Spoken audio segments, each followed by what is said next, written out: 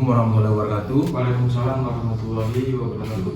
Jadi kita akan melanjutkan pembahasan kita lagi. Jadi setelah tadi kita sudah membahas tentang Hanoman dan melakukan proses modernisasi yang menurut saya sangat epik ya, karena baru kali ini kita melihat makhluk yang masuk ke tubuh Mas Yosi itu menari gitu. Dan dia sempat bersenandung dan menyampaikan beberapa hal dari lantunannya. Dan kali ini kita akan kembali membahas tentang Alas Purwo lagi, tapi lebih spesifik kepada cerita legenda tentang keris peninggalan dari kerajaan Majapahit. Dan ini juga menjadi salah satu cerita yang sangat sering kita dengarkan dan kita lihat di berbagai platform media sosial dan sangat ramai dibahas oleh orang-orang, utamanya orang-orang yang spiritual ya. Kenapa kita membahas ini? Karena mungkin, balik lagi, mungkin nanti kita juga akan melakukan proses modernisasi kalau dikasih kesempatan dan dikasih izin agar cerita kita menjadi komplit. Mungkin untuk memulai pembahasan kita, mungkin Mas Yosi bisa menceritakan sedikit kenapa Mas Yosi, karena beliau ini memang sudah menginjakkan kaki di sana dan sudah merasakan atmosfer dan sudah menyatu dengan alam yang ada di Alas Purwo itu. Mungkin bisa dimulai dari Mas Yosi dulu. Kalau masalah peninggalan ini ya, keris-keris Majapahit itu banyak sih. Cuman masalah lokasinya itu belum pada ada yang tahu. Kan dari informasi masyarakat sekitar lah, gue sih bilang sekitar deh, yang jaga-jaga warung di depan sebelum orang-orang itu pada naik ya, banyak yang bilang kalau memang sebenarnya keris itu udah jadi patok dari Alas Purwo itu sendiri.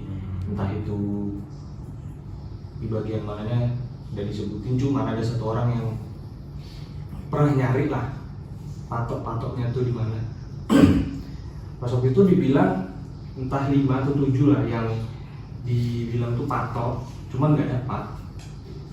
Dia bilang udah keliling tapi belum ngerasa setengahnya, nggak nyampe setengah lah. Karena kan buka-buka jalan juga dia, si masnya ini. Itu keris yang masih dicari tuh 9 gandring sih. 9 gandring? Ya, yang kalau dibilang tuh 9 gandring itu mungkin lebih ke kita melihat orang yang bawa keris itu jadi seperti elok lah, rupanya bagus, wibawanya keangkat lah, rasa trust, rasa percaya kita sama orang itu lebih keangkat ketimbang dia nggak pakai keris. Makanya kan sempat dulu ada cerita kalau 9 gandring itu entah hilang entah gimana, itu raja, saya lupa tuh nama rajanya itu, khawatir lah karena takut kehilangan rasa kepercayaan masyarakat yang dipimpinnya itu terhadap dirinya dia. Dan keris 9 gandring ini konon itu hanyut di Alas Purwo. Ya, lebih tepatnya itu bukan hanyut pas di itu tertimbun tanah, maksudnya hanyut di. Jadi Alas Purwo ini ada kayak sungai kecil. Kalau kita ke pojok nih, ini bagian yang enggak ini nih ya, bukan bagian yang ada hewan-hewan besarnya. Bagian aman lah yang bisa dikunjungi manusia itu kalau lurus ke arah utara lagi itu kayak ada sungai kecil tuh, tapi nggak tinggi ya, paling semata kaki lah. Di sana di paling pojok itu kayak si Wahyu bilang ada apa sih, kayak untuk apa namanya, si persimpangan yang jadi satu itu. Kabarnya itu iya. Ya bisa dibilang kayak gitu.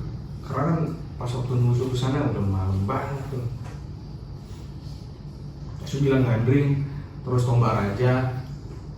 Tapi dibilang tombak raja itu nggak cuma diberdiriin gini aja, ditancap. Itu posisinya kurang lebih dikira-kira tuh sama Mas Natur itu setelah masuk arah naik ke Gua Istana. Kalau ke kanan kita ke Gua Istana itu ke kiri, Ke hutan.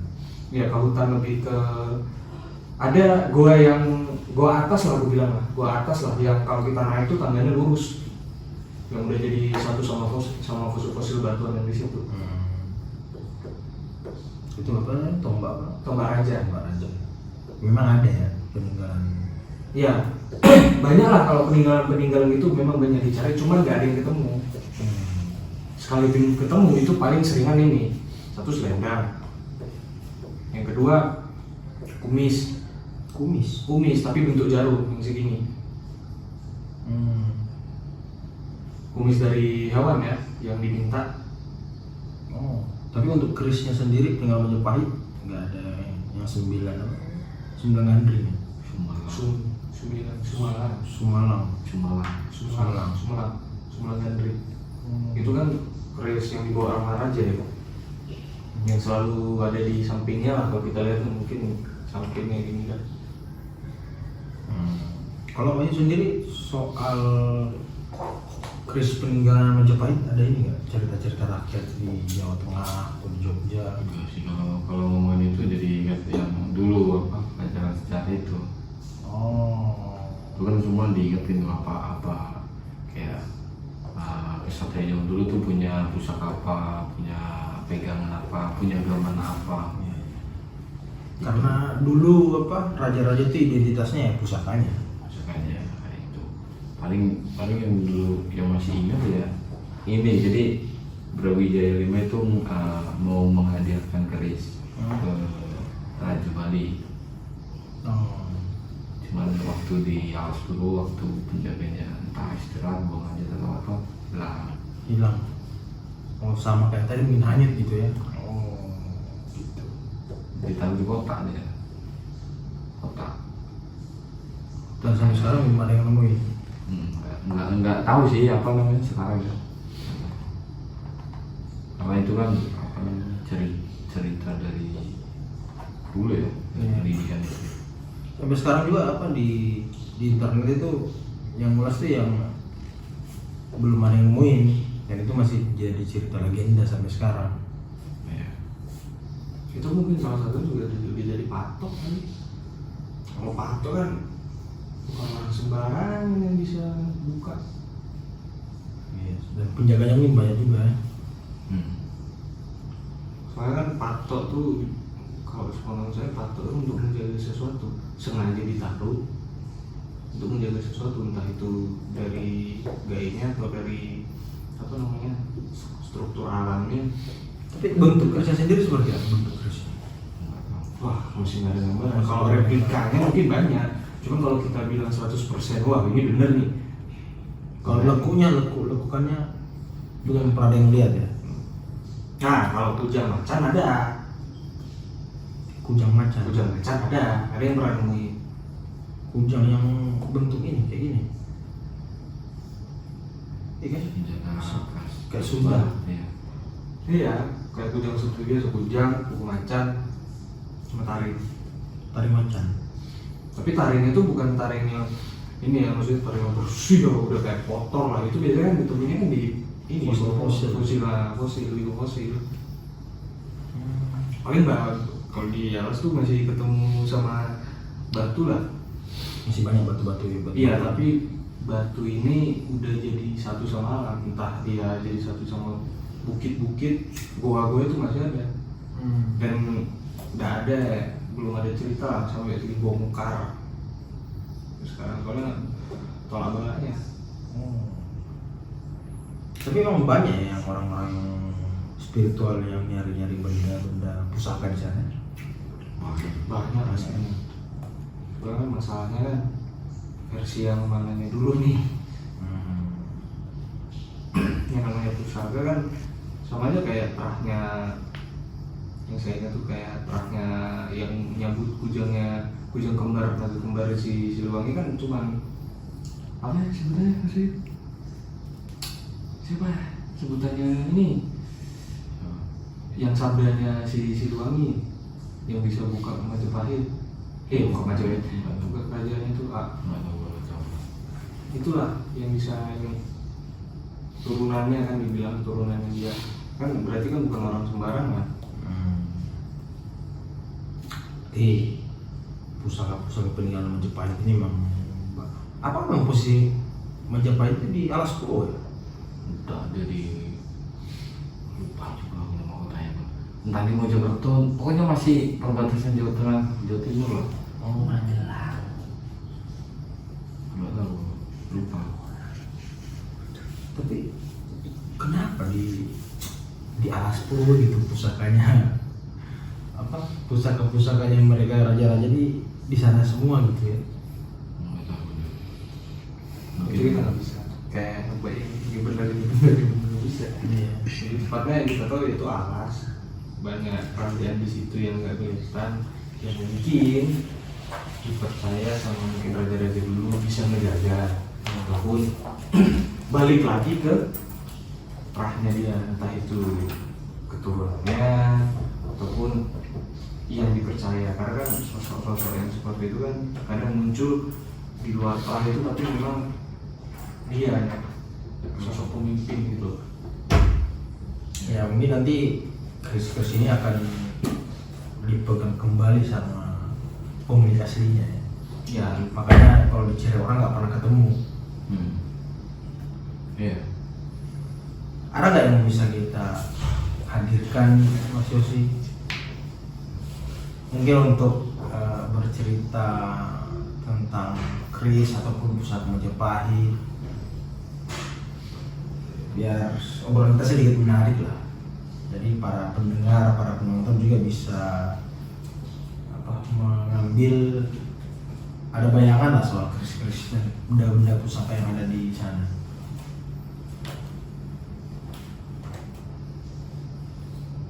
Ada nggak yang bisa kita hadirkan? siapa ya?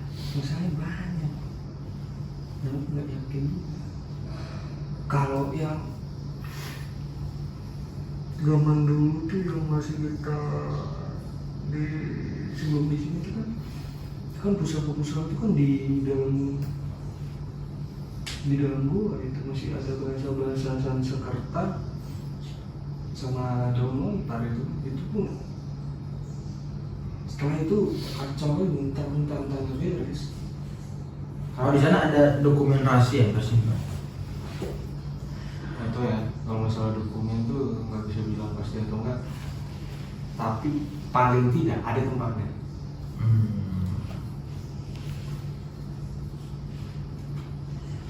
Bener-bener hutan belantara lah dibilang. Tapi lu waktu kesana ada melihat ini nggak apa? Mungkin semacam tulisan atau buku. Ini kalau ke istana masuk dekat kubahan batu itu, kubahan batu paling pojok nih kan, tadi ada pintu yang ke atas lurus sama yang ke kiri itu ada tuh, masih apa sih dulu zaman dulu kalau dikerik-kerik itu di batu yang kayak gitu itu masih, cuman nggak banyak tapi udah kabur. Nah itu nggak ngerti aku bahasanya tuh, karena kayak aksara-aksara Jawa.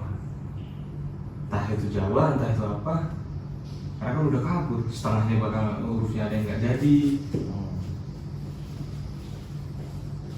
Mungkin para lelaku yang di sana aja yang bertapa, terutama yang ngelakuin apa namanya bakti kayak misalkan kita tahu tempat ini sakral, kita berbakti lah di situ, bersihin, jagain, sama aja kayak di pura atau di tempat sejarah itu kan masih ada yang berbakti lah, bakti gitu lah. Kayak ini ya, ramai masjid ya. Iya, ramai masjid. Melakukan bakti ke Ramadan ya kan. Nah, bicara soal pusaka ya, ada nggak orang yang pernah nemuin kris kerajaan di sana Yos? Sepengetahuan Yosi. Ada satu orang yang pernah ngobrol, satu orang. Itu Iya. nggak itu dari informasi dari dia yang benar atau enggaknya, masalahnya itu Kita nggak tahu. satu nggak tahu, yang kedua isinya tuh gila. Maksudnya benar-benar berat lah, berat pusakanya itu. Itu pusaka apa? Enggak, kayak bentuk pedang tapi bukan pedang segini lah, segini lah pedangnya. Bentuk kayak pedang, nggak keris. Enggak, bukan keris, kayak sini, entah itu pedang atau apa. Perawakannya seperti pedang, tapi itu bukan pedang. Oh. Belati lah. Ini Dia dapat di alas. dapatnya tuh ketika dia habis tirakat, dia udah hampir setahun dia di sana tirakat lama. Terus tiba-tiba pas waktu dia bangun kan buka tikar tuh, bangun di sampingnya tuh udah ada, tapi posisinya tuh gak di samping bener samping ya, katanya nempel sama di fosil tuh tapi nancet, jadi dia nyambut. Oh. Hadiah mungkin tadi ya. Toh kurang ngerti, tapi kalau dari apa yang dia lakukan bisa jadi.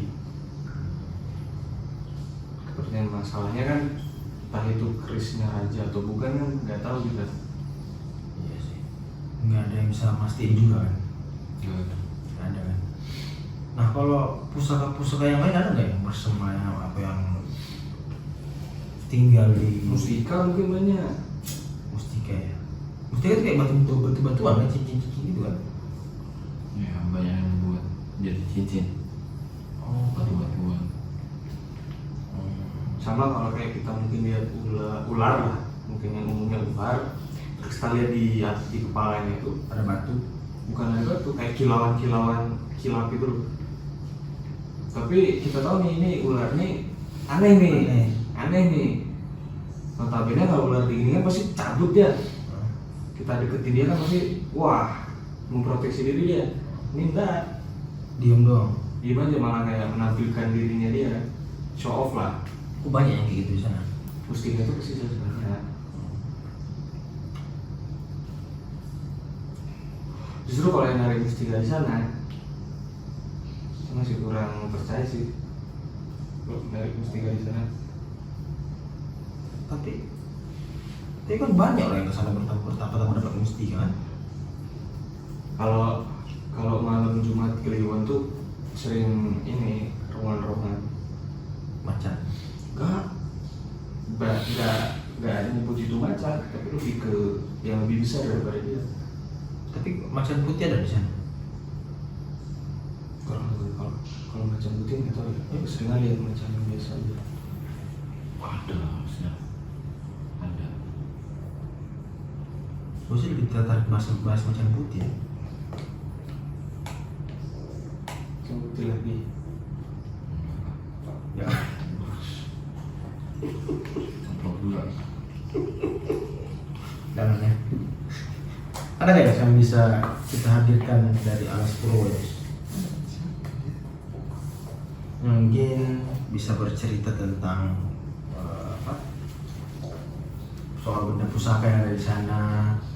Kalau mau cerita nggak yakin pasti.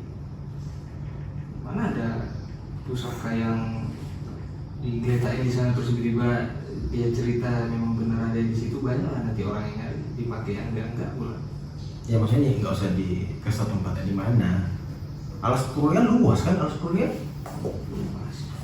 Taman Nasional nih kan. Taman Nasional kan dijaga sama TNI di depan gitu. Gue sih penasaran sih itu keris apa tadi? Sunan Gandring. Sumulangga Gandring. Sunan kan? Sunan Gandring. Wah, kayaknya bagus tuh jadi misi susunan tuh ya. Buat mencari benda pusaka kerajaan Majapahit. Kalau keris Empu Gandring itu apa tuh? Keris Empu Gandring itu apa tuh? Dia bagian Mas Wahyu. Bukan. Oh berarti Empu Gandring ini nama penempahnya. Oh. Berarti yang Sumbelang Gandring tadi itu penumpangnya Sumbelang Gandring. Gandring mungkin lah. Karena kurang tahu juga timeline waktunya. Oh. Kurang tahu juga entah apa karena cocok gitu namanya Gandring jadi yang numpang Gandring.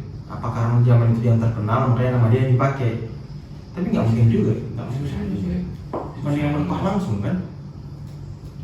Masalahnya kita nggak tahu timelinenya. Timeline waktunya zamannya.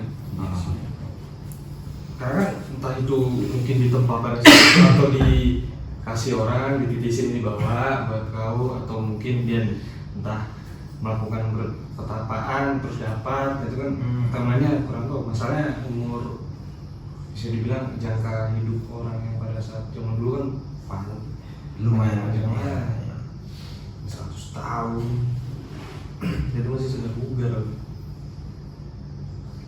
Ada nggak kira-kira yang bisa kita hadirkan? Balik lagi nih, menutup obrolan kita atau cerita-cerita kita tentang Alas Purwo kali ini. Aja dapat pesan-pesan yang kayak tadi kan? Tadi pesannya bagus ya, yang saya share itu ya. Dia lebih apa? Lancar Jawa harusnya itu penuh itu soalnya. Banyak Yang bisa keluar ya. Iya, aku nggak lancar. Makanya tadi kan aku bilang, cobalah sekali lagi kayak kurang komplit gitu yang disampaikan, kayak kurang komplit gitu. Atau mau di ini lagi? Yang tadi masih bisa. Kalau masih bisa ya.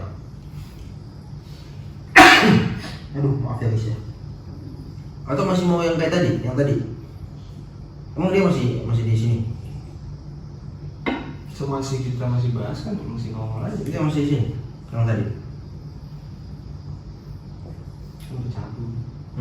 Kan itu udah nggak bahas itu lagi gitu, udah bahas yang lain. Berarti harus. Terus, tanya ya, bagian pertanyaan. Nah, ini sesi tanya jawab. Ini sesi tanya jawab tentang mungkin untuk melanjutkan tadi mungkin pembahasan soal keris itu kita kurangin. Jadi kita akan sesi tanya jawab tentang spesifik soal tanya jawab gitu ya. Boleh? Mungkin ini Mas Susi ada pertanyaan. Nah, ini nih pertanyaan tentang tanah Jawa ya. Tanah Jawa itu kan terbentang tuh luas banget nih kan. Apakah mungkin setelah kerajaan Mataram itu runtuh, pemetaan Jawa ini dipisah lagi atau enggak? Maksudnya mungkin bagian sini bukan bagian Jawa lagi, bagian sini bukan bagian Jawa lagi, atau bagaimana? Karena kan kadang ada tuh yang bilang enggak, gue bukan Jawa, gue asli daerah entah mana gitu misalnya. Itu kayak gimana tuh Mas? Gini, Mataram runtuh itu kan jadi dua. Iya. Kayak Jakarta sama Surakarta. Nah, selepas itu ya nggak runtuh sebenarnya. Yang nyampe sekarang pun Pangeran Mangkubuminya Surakarta pun masih ada. Masih. Mangkubuminya Surakarta masih. Jadi menurut gua kalau soal Jawa enggaknya itu kan ya kita tinggal di Jawa, suka nggak suka. Kalau memang nggak mau mengakui ya kayak mana? Susah juga ya jadinya. Susah. Ya tinggal di Jawa kayak bahasanya akuin aja kalau kamu tinggal di Jawa. Di Pulau Jawa. Oh, mungkin bahasanya lebih kayak gini. Saya tinggal di Jawa, tapi kalau mungkin dari suku atau adatnya saya ini lebih di spesifikin lagi. Tinggalnya tetap ya di daerah situ, mungkin dari suku atau bahasanya tetap dari pribadinya seseorang itu sendiri. Mungkin lebih kayak gitu kan. Nah, gua ada pertanyaan. Kan suka membahas soal Jawa kan. Dan Jawa itu terkenal dengan beberapa kerajaan-kerajaan yang besar. Apakah ada kaitannya Jawa ini, kerajaan-kerajaan di Jawa ini dengan di Sulawesi dulunya? Lebih spesifik ini Sulawesi Selatan ya. Karena gue nggak tahu dan nggak ngerti tentang kerajaan-kerajaan yang lain, dan yang terkenal di daerah gue tuh ya cuma Sulawesi Selatan, dua kerajaan besar itu. Apakah ada kaitannya Jawa ini dengan Sulawesi Selatan? Entah itu ada pertalian pernikahan, entah itu ada pertalian ibaratnya saling membantu dalam peperangan atau apa? Kalau di Jawa ini sebenarnya ya ada kayak dulu kan kalau untuk informasi pertanian itu kan saling ini lah kayak Connect. ya kayak saling simbiosis itulah. Jadi kayak Yogyakarta dengan Sulawesi, Bone itu ya sempat, karena di waktu itu kan udah masuk masa Islam kan, udah masuk masa Islam, dan yang terakhir itu kan Sultan Hasanuddin yang Makassar itu. Iya, terkenal terkenal. Ya itu tetap ada hubungan dagang mas, karena kan kayak Indonesia kan orang-orang terdahulunya kan memang kuat semua kan, pasti ada pertemuan itu nomor dua. Kalau ibaratnya Majapahit ya, yang Majapahit. Nusantara. Nah, apakah ada invasi yang dilakukan oleh Majapahit ke tanah-tanah Sulawesi, Maluku, dan daerah timur lainnya, atau hanya di Jawa dan Sumatera? Oh iya, ada. Cuman gini, yang terakhir itu kan semenjak lupa ya, sebelum Brawijaya 5 intinya ada dia mengutus pasukan ke Sriwijaya dulu. Ke tanah Sumatera. Nah, dia tidak mau diajak bergabung, jadi akhirnya dipakai alat perang. Dipaksa perang, terjadinya perang kan? Udah di perang, makanya Sriwijaya gugur untuk apa namanya, Sriwijaya mengalami masa keruntuhan, makanya bergabung. Sama sepertinya daerah-daerah yang ingin disatukan oleh Gajah Mada dan Brawijaya ini, dan dahulunya itu apa impian mereka kan, jadi mereka pasti bernegosiasi dulu, negosiasi damai atau perang gitu, jadi biar jadi satu gitu. Visinya menyatukan ini Nusantara. Karena di waktu itu diuntungkannya itu kan masih zaman Hindu, jadi semua Indonesia itu masih Hindu, belum masuk lah Islam gitu. Jadi sifatnya masih satu paham ya. Masih satu paham, Jadi lobinya enak. lebihnya enak gitu. Tapi ini ya apa namanya kerajaan kan pasti ada perang dan ada ini juga damai juga. Majapahit ini kan terkenal dengan sosok Gajah Mada yang panglima perang dan lagi di mana perang besarnya menang. Tapi apakah Majapahit itu pernah kalah? Pernah anaknya sendiri, Kalahnya kalau ini keturunannya sendiri, kebetulan sendiri. Berarti mungkin bisa dialihkan bahasanya perang antar saudara mungkin ya. iya, karena dianggap dulu itu kan, lupa saya persisnya, Fatahil entah di Wijaya itu dulu itu namanya Kerajaan Panjang, sekarang Kerjaan panjang ya. Pajak. Panjang itu di Demak. Daerah Demak. Panjang itu di Demak. Nah dulu itu kan anaknya Selir ini jadilah raja di Demak ini yang dulu di Panjang itu. Habis itu Brawijaya rupanya agak tertarik juga sama Islam. Makanya dia mencari Selir yang beragama Islam itu, karena dia belajar agama itu. Oh iya, karena gue pernah dengar cerita juga kalau Majapahit ya, Brawijaya, emang dia kalah sama kerjaan kecil ya. Ya, Iya kan? Dia karena anaknya sendiri. karena anaknya sendiri kan. Dan itu sudah masa Islam kan? Ya, maksudnya Anaknya kan. Wah ya, emang ini sih apa? Penuh dengan misteri juga ya kekalahan kerajaan sebesar itu. Soalnya aku sempat juga kalau kita mungkin cari ya di dunia maya itu internet lah kita bilang. Itu kalau dilihat dari peta Majapahit itu di Jawa Tengah dan itu luas sekali. sampai Jepang. Gede sampai ke ya. atas. Tapi maksudnya yang di patenin lah ya di tengah gitu. Dan Gajah Mada ini, Pati Gajah Mada ini ada sabdanya nggak? Maksudnya biasanya kan orang dulu kalau ingin meninggal pasti kan ngasih wejangan atau mungkin ngasih sabdanya untuk penerus-penerus lainnya seperti dirinya, itu ada nggak ya? Ya itu makanya Majapahit itu kan terakhir bukan Majapahit mengeluarkan, tapi kayak ada penyair waktu itu namanya Mutatura. Dia penumpang juga. Jadi dia mengamati, melihat Raja Majapahit ini yang udah menyatukan Nusantara ini tiba-tiba kalah. Tuliskan juga di ininya yang bahasa Sanskerta itu yang satu buku itu yang dari situ lah timbul Bhinneka Tunggal Ika itu dari situ awalnya itu dari situ dari buku tulisan Tantula itu.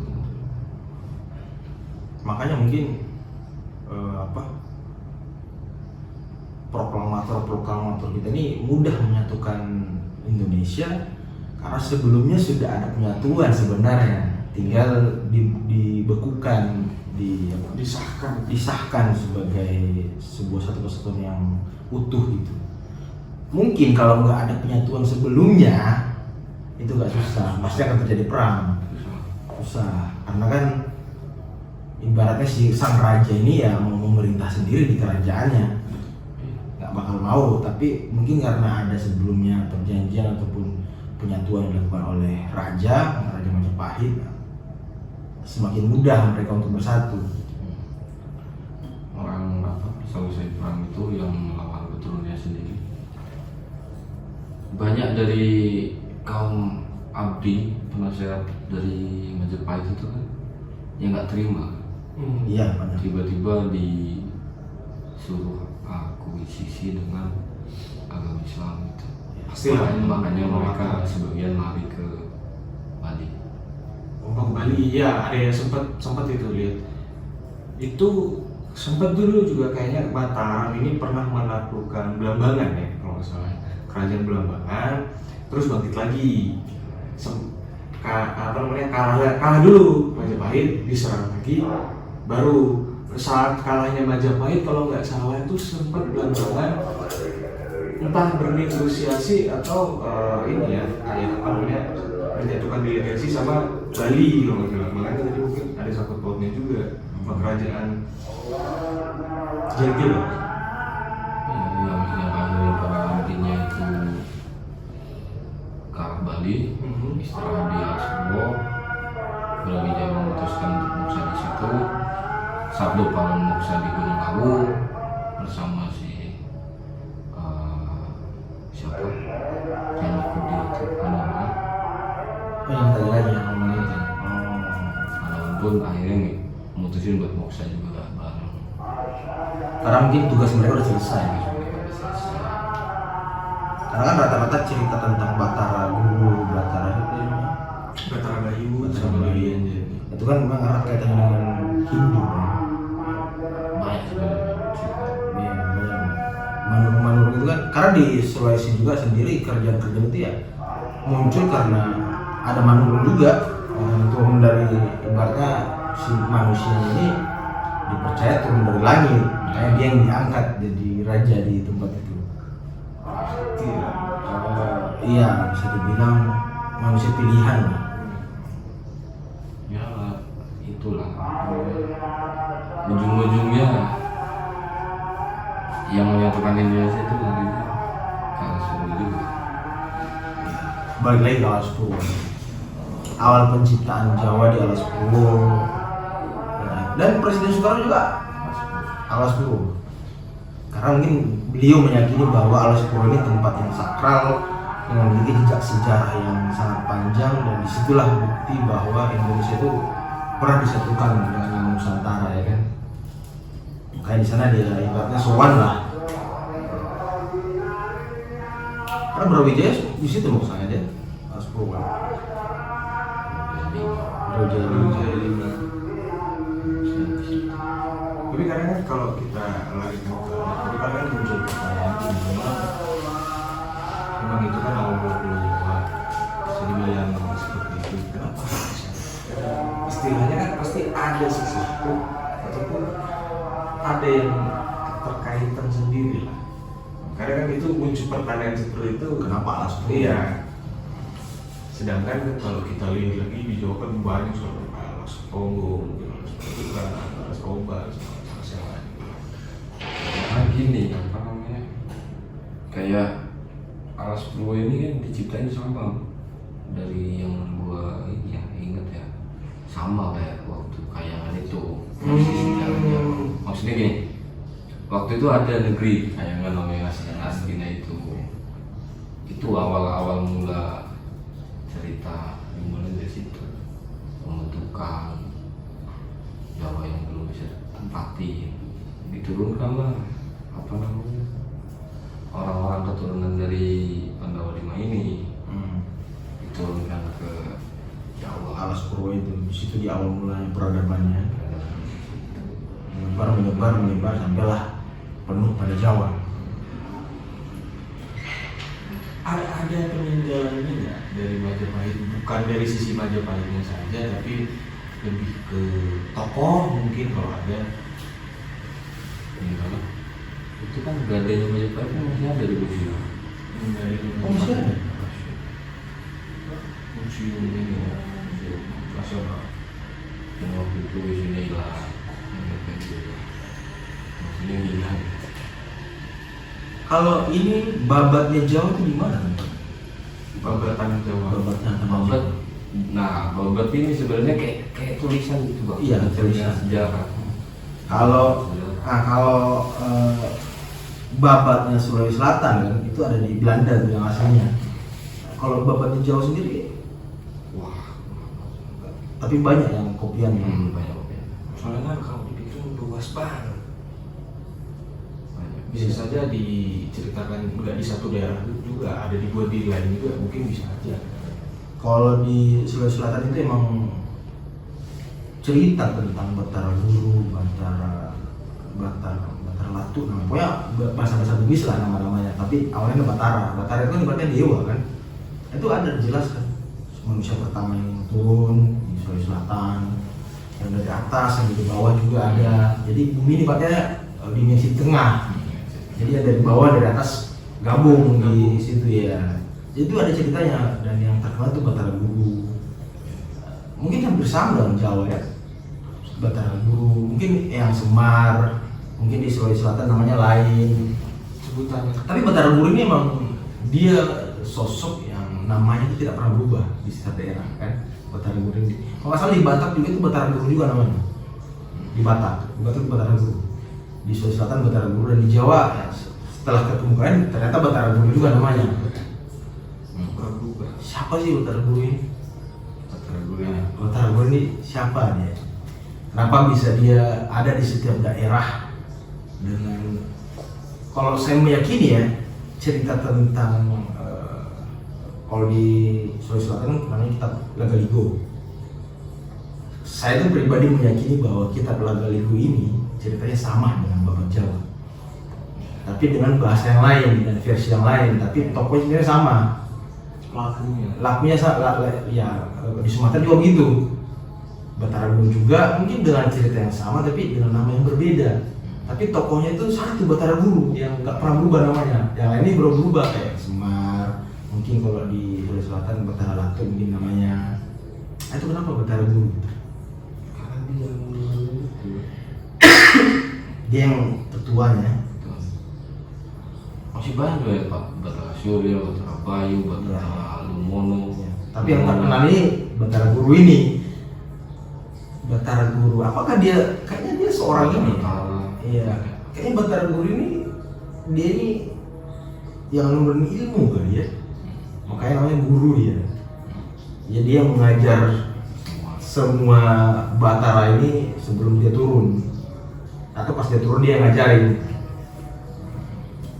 Itu menarik loh pas soal Batara. Apalagi yang Semar. Yang Semar itu sebenarnya dewa itu. Dewa juga ya. Cuman di situ ditokohkan dengan itu tokoh sesepuh gitu. Dan banyak juga yang mengira bahwa yang Semar ini adalah Sabda Palon. Banyak juga yang bilang kayak gitu. Apakah dia reinkarnasi atau seperti apa, kita nggak tahu kan. Kalau menurut Wahyu, Batara bahasa yang Semar dan Sabda Palon ini tokoh yang berbeda atau reinkarnasinya? Reinkarnasinya. Atau bukannya sama kalau Perlokannya sama. Perutnya besar.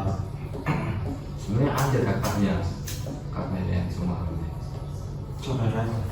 Cuman dia lebih sifatnya lebih kayak yang ke kirinya yang kasar, yang suka minum gitu, yang serba terbalik lah, bijaknya nggak ada gitu. Ada sisi mungkin dari dunia bawahnya ya. Ada nggak jejak tanah Jawa ini batara-bataranya yang ke Cina? Kalau sampai keluar itu kayak Karena kalau di Sulawesi Selatan sendiri, jadi ada namanya kalau nggak salah siapa gitu yang nikah ke Cina, ada entah Sawery Gading atau siapa gitu.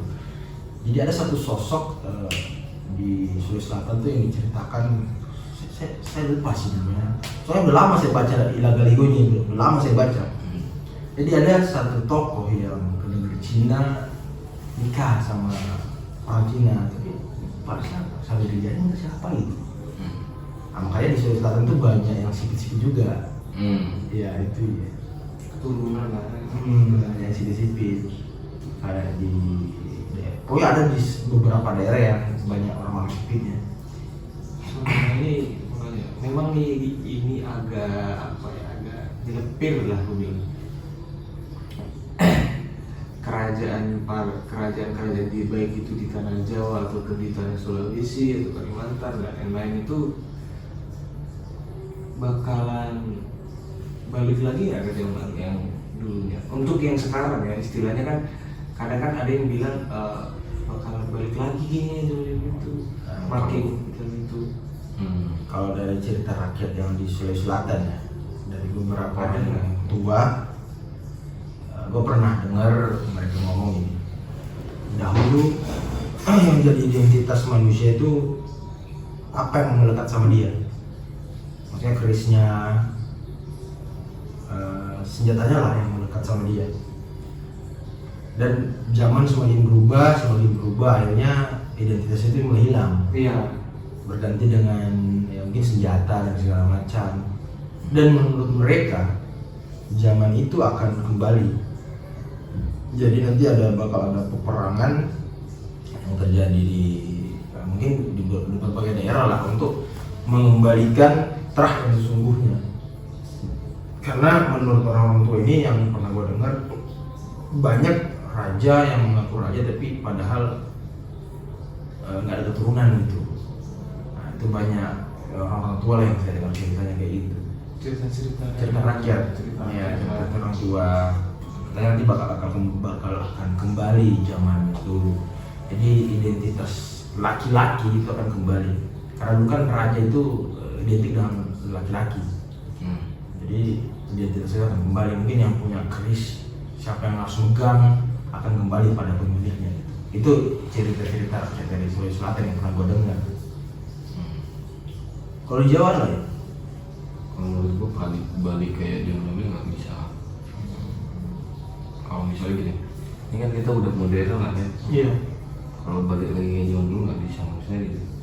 Nggak bisa dibikin kayak dulu lagi. Iya. Cuman mungkin Agak mirip gitu gue bilang. penyatuannya mungkin sama. Oh, penyatuannya sama. Darah atau apa, nggak tahu itu. Karena dulu gue pernah dengar cerita di orang tua di sana. Dia ada Karebosi itu namanya di Sulawesi Selatan, di Makassar tuh namanya Karebosi. Kata orang tua ini nanti bakal ada pertumpahan darah di sana, dan darahnya itu semata kaki. Saking banyaknya pertumpahan darahnya semata kaki. Dan nanti bakal ada 7 raja yang akan duduk di singgasananya. Dan itu yang mengembalikan Suasana jadi netral. terah mereka. Terahnya mereka. Terahnya mereka yang sesungguhnya. Itu yang cerita orang tua ya. Entah benar atau salah gue nggak bisa mengkonfirmasi juga, karena namanya cerita-cerita orang tua kan kita nggak tahu. Ya. Itulah cerita-cerita yang berkembang tentang kerajaan-kerajaan. Dan memang sudah beberapa kejadian sih, beberapa dewan-dewan adat yang gue dengar ingin mencocokkan silsilah, ingin mengembalikan apa? Ya ibaratnya mencocokkan silsilah lah.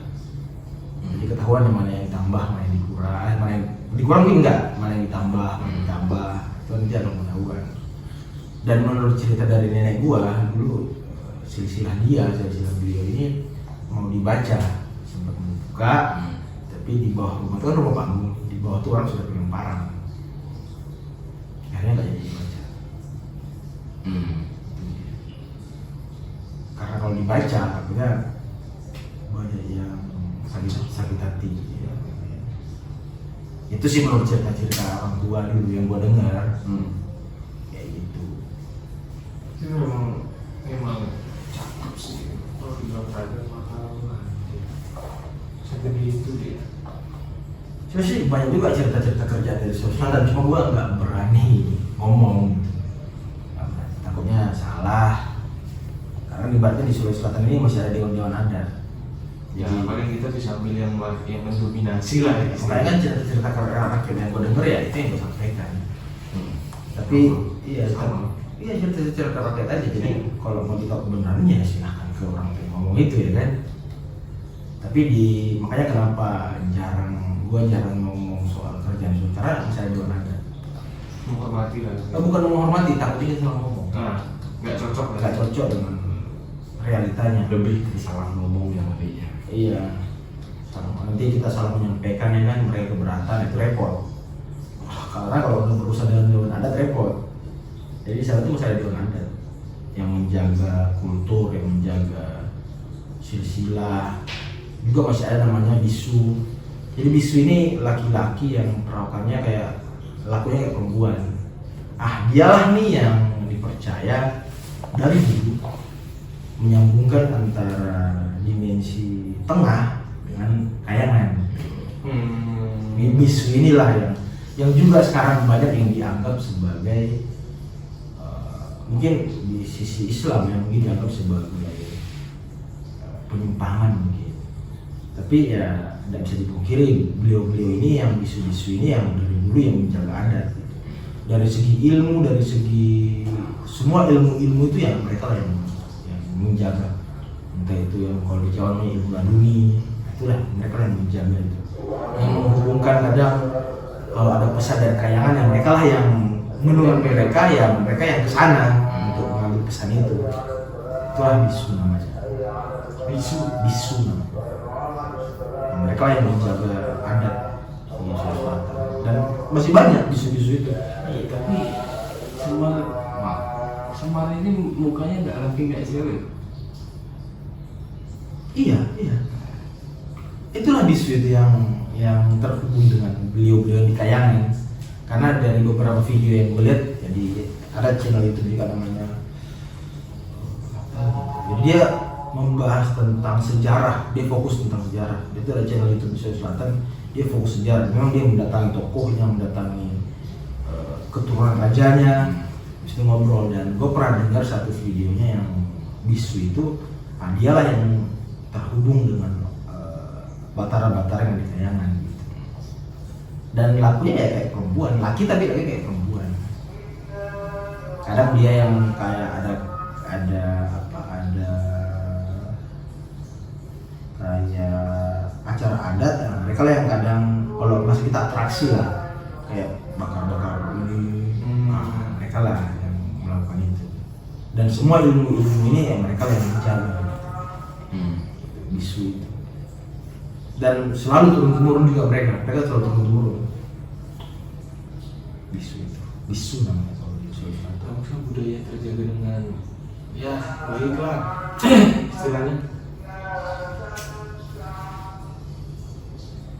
Kalau di Sulawesi Selatan masih insya Allah masih terjaga, masih ada dewan adat, masih ada bisunya, masih ada yang lain-lainnya terjaga.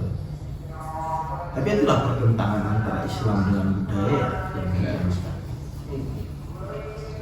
nggak bisa dipungkiri juga sebenarnya, karena kan masing-masing mereka ini punya kepercayaan sendiri-sendiri. Iya, dari segi agama ada dalilnya, dari segi mereka yang menjaga adat ada patokannya juga.